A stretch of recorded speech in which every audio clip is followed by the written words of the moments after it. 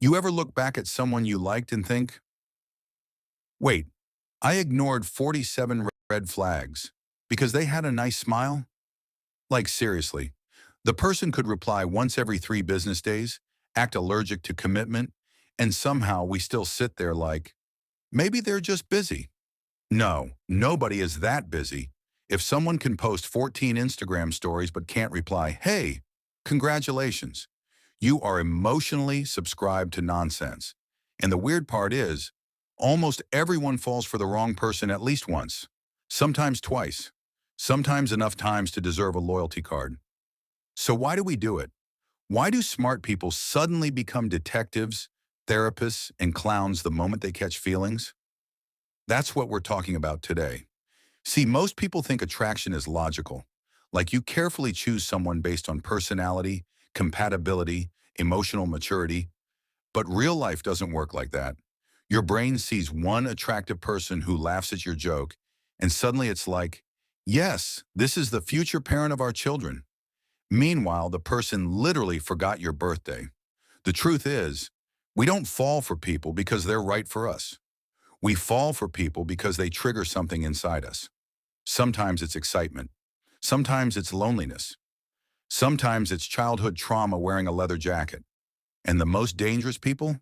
They're usually not fully bad, because if they were horrible all the time, we'd leave immediately. No, the wrong people are confusing. One day they make you feel special. The next day they disappear like a magician with emotional issues. And your brain becomes addicted to the inconsistency. It's the same reason people get addicted to slot machines. You never know when the reward is coming. One sweet text suddenly feels magical because you suffered for it. Good morning. And now you're smiling at your phone like you just received a Nobel Prize. Healthy love feels calm, but toxic love feels exciting. And a lot of us accidentally confuse peace with boredom because movies taught us love should be dramatic. Running in the rain, screaming arguments, crying outside someone's house at 2 a.m. In real life, if you're outside someone's house crying at 2 a.m., you probably need water and better decision-making skills. Another reason we fall for the wrong people is because we like potential.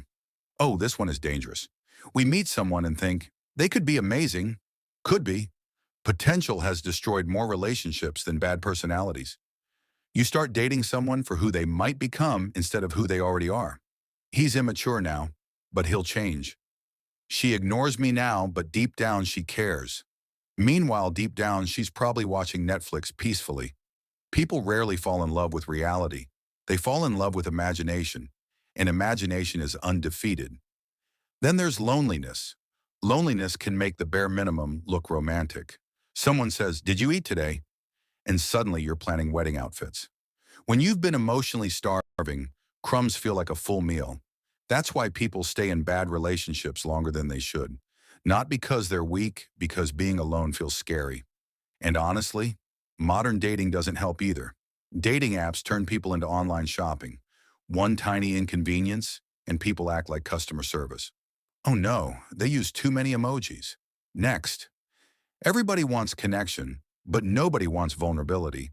People want love without risk, attention without commitment, relationships without communication, which is basically impossible. And here's another uncomfortable truth.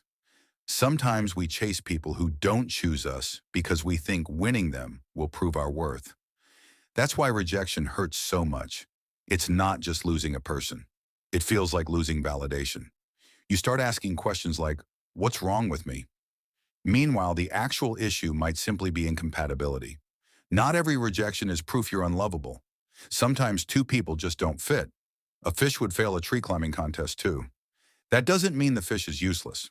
Although honestly, imagining a fish climbing a tree is kind of hilarious. But here's the good news. Falling for the wrong people teaches you things the right people never could. You learn boundaries. You learn self-respect. You learn that I can fix them is usually the beginning of a disaster movie. And eventually you stop chasing chaos. You stop confusing mixed signals for chemistry. You realize that real love is not supposed to feel like solving a murder mystery. The right person won't leave you constantly guessing. You won't need to decode texts like an FBI agent. You won't have to beg for consistency because people who genuinely care about you make things clearer, not more confusing. And maybe the biggest lesson is this: the wrong people often enter our lives to teach us what we truly deserve. Not everyone is meant to stay forever.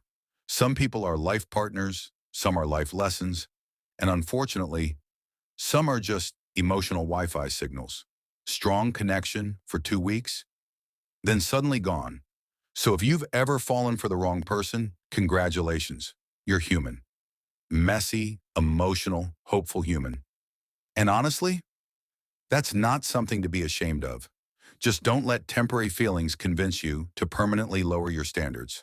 Because someday you'll meet someone who gives you peace instead of confusion. And when that happens, you'll finally understand why all the wrong ones never worked out.